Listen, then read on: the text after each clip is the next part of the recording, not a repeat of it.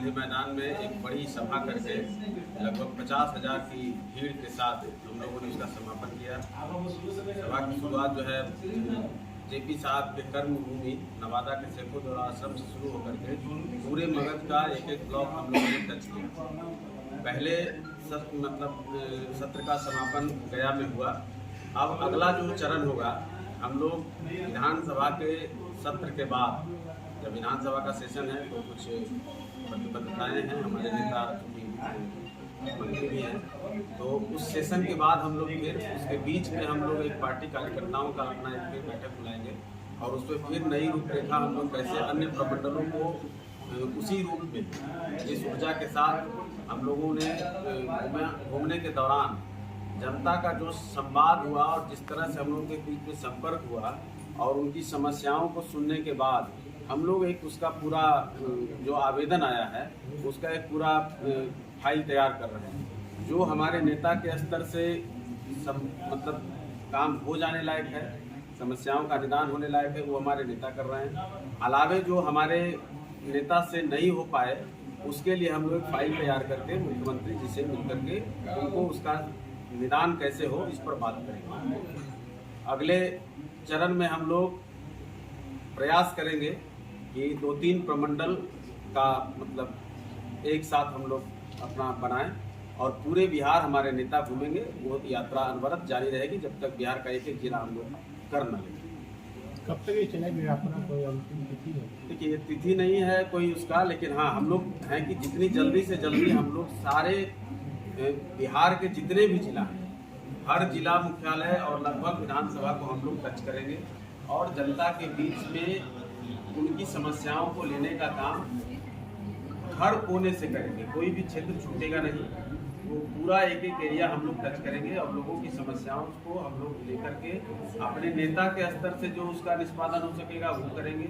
उसके अलावा जो मुख्यमंत्री लेवल का जो चीज़ है वो मुख्यमंत्री जी से, उस पर तो हमारे राष्ट्रीय अध्यक्ष जी ने भी बताया कि समस्याएं तो देखिए जीवन है, इंसान है, तो समस्याएं रहती हैं, लेकिन आज़ादी के 74-75 साल के बाद हम लोग अमृतकाल मना रहे हैं।